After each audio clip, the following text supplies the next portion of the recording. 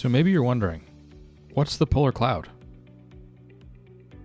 The Polar Cloud is an end-to-end 3D printing solution and platform for your library, classroom, school, or university.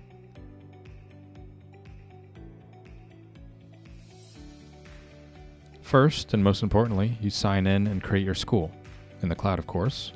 Next, you connect your printer or printers, then add students and other teachers that might need access to the printers.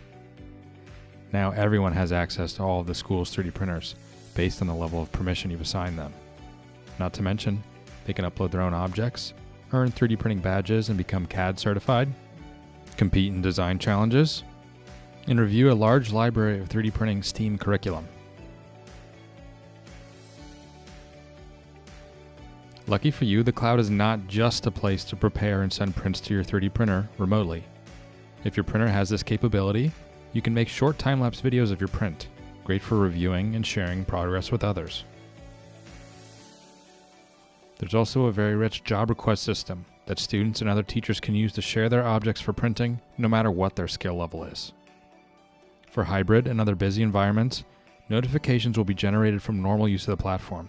If you print a student's job, they'll be notified when it's done and ready for pickup.